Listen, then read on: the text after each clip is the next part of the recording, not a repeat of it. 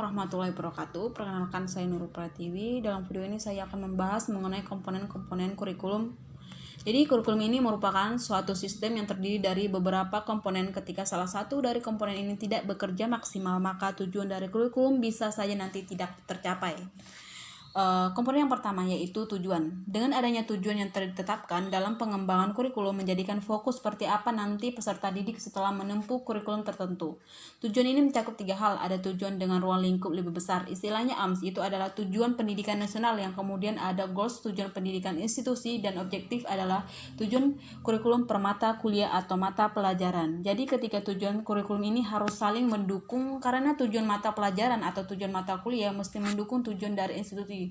Begitu juga tujuan dari semua institusi ini untuk mencapai tujuan pendidikan nasional, yaitu mengembangkan potensi peserta didik. Oke, kita akan masuk ke komponen yang kedua, yaitu materi atau isi. Materi kurikulum terkait dengan hal yang akan disiapkan untuk peserta didik mereka. Setelah menempuh kurikulum tertentu, memiliki kognitif seperti afeksinya bagaimana, begitu juga dengan psikomotornya. Terkait dengan materi atau isi kurikulum sebagai salah satu komponen, ada beberapa kriteria dari kurikulum. Pertama, kebutuhan sosial. Kedua, kecukupan, signifikansi, validitas, kegunaan, minat, perkembangan manusia, struktur disiplin ilmu, terpelajari, dan kelayakan. Itu adalah kriteria-kriteria yang perlu dipenuhi untuk menjadikan sesuatu itu menjadi materi dari kurikulum untuk mencapai tujuan tadi yang sudah dirumuskan. Jadi setelah banyak diperoleh materi-materi yang akan diberikan kepada peserta didik, ingat, materi itu tidak hanya berupa pengetahuan, karena pedoman pembelajaran itu ada kognitif, afektif, dan psikomotor. Jadi pada saat kita berbicara mengenai materi berarti mencakup ketiga domain ini. Jadi dalam pengembangan kurikulum terkait dengan isi materi ini juga ada aturan-aturan yang perlu diikuti dalam mengembangkan materi atau dalam mengorganisasikan materi, mulai dengan mempertimbangkan materi itu secara vertikal dan horizontal.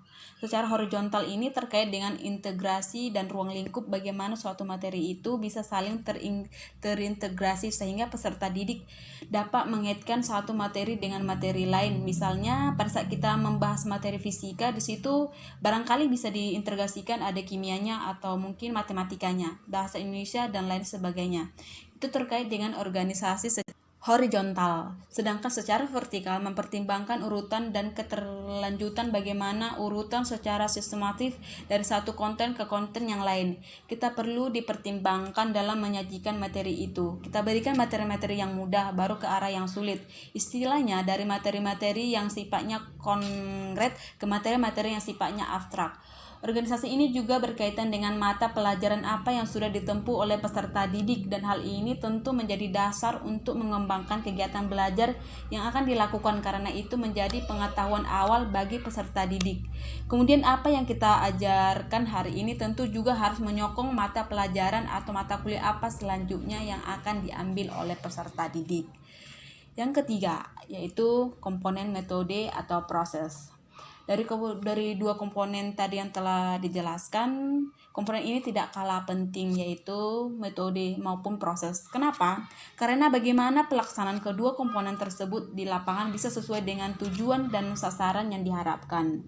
Menurut Alamanuddin menyatakan komponen metode atau proses pembelajaran perlu disusun secara sistematif dan melibatkan beberapa pakar, baik itu guru, ahli pembelajaran, dan media pembelajaran, sehingga dapat menghasilkan sebuah rumusan yang mudah untuk dilaksanakan oleh guru di lapangan.